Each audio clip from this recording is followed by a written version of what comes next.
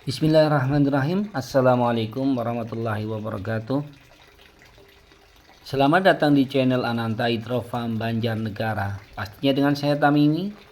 Semoga apa yang nanti akan saya sampaikan bisa bermanfaat buat kawan semuanya.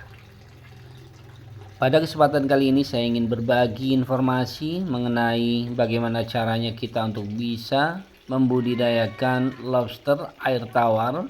Di sini kita gunakan jenis red claw atau capit merah dengan menggunakan metode budidaya intensif probiotik.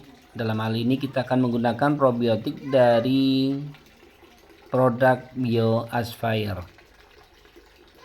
Untuk metode budidaya intensif ini sebenarnya hampir mirip dengan teknologi bioflok, yang mana sama-sama kita menggunakan mikroba yaitu bakteri sebagai mikroba yang berperan penting dalam mengendalikan siklus nitrogen di dalam kolam budidaya. Adapun bahan yang perlu kita persiapkan sebelumnya tentu saja adalah probiotik itu sendiri, yang mana kita akan menggunakan probiotik dari Bioaspire. Kemudian kita juga butuh bahan lain seperti kalsium karbonat yang bisa kita beli di toko pertanian dengan nama atau kapur pertanian. Bisa juga menggunakan dolomit kalau misalkan tidak bisa kita dapatkan kapur karbonat ini. Bahan kedua yang kita butuhkan adalah garam krosok. Ini garam ikan ya, yang biasa digunakan untuk pengawetan ikan atau membuat ikan asin. Yang berikutnya kita membutuhkan sumber karbohidrat untuk energi dari probiotik yang nanti kita akan aplikasikan ke dalam media budidaya. Bisa kita gunakan molase atau kita juga bisa menggunakan gula pasir. Untuk probiotik kita menggunakan produk dari Bioaspire yang berisi bakteri heterotrof dan juga bakteri autotrof, yang terbukti sangat efektif untuk membersihkan limbah nitrogen dalam kolam budidaya. Ini adalah kolam yang sudah kita persiapkan sebelumnya dengan diameter 2. Kedalaman air kita maksimalkan di 50 cm. Atau kalau kita hitung kubikasi airnya sekitar 1,5 meter kubik. Karena ini di tepi kolam itu kita tinggikan agar permukaannya menjadi miring ke tengah. Jadi secara otomatis ketinggian air di tepi dengan di tengah itu berbeda kurang lebih sekitar 10 cm. Untuk lobsternya sendiri kita sudah karantina di kolam ini selama 3 hari ya. Ini bahkan ada yang baru molting kayaknya ini. Iya, ini tinggal sisa dari cangkangnya ya. Jadi ini kulit luarnya yang ditinggalkan dia untuk molting atau ganti kulit. Jadi setiap dia berubah volume atau ukuran badannya, dia akan meninggalkan kulit lamanya dan dia akan mengganti menjadi kulit yang baru. Ini biar kita taruh aja di sini. Ini biasanya nanti akan dimakan oleh lobster-lobster lain. Lumayan. Ini ada banyak kandungan mineral dan juga vitamin yang bisa digunakan oleh lobster-lobster yang lain juga sebagai bahan makanannya.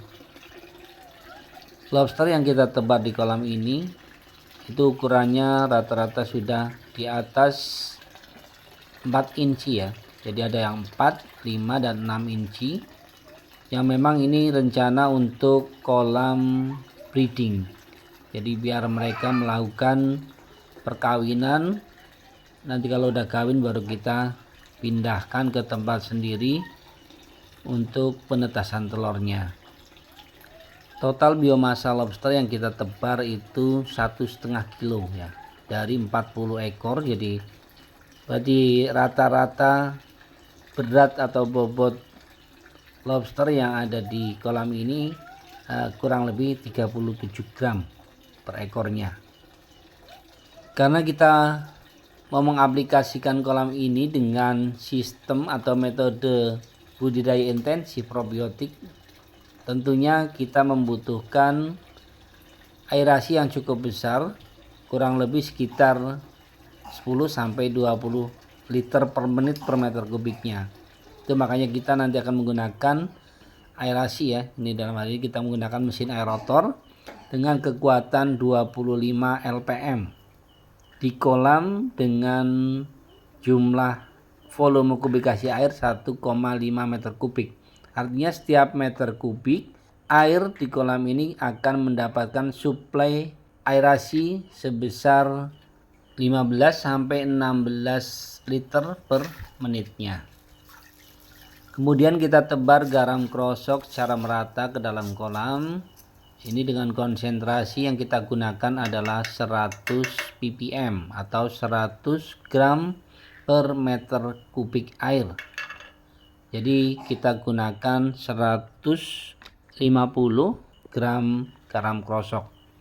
Kemudian kita juga masukkan, kita larutkan kalsium karbonat atau CaCO3 yang sudah kita siapkan tadi.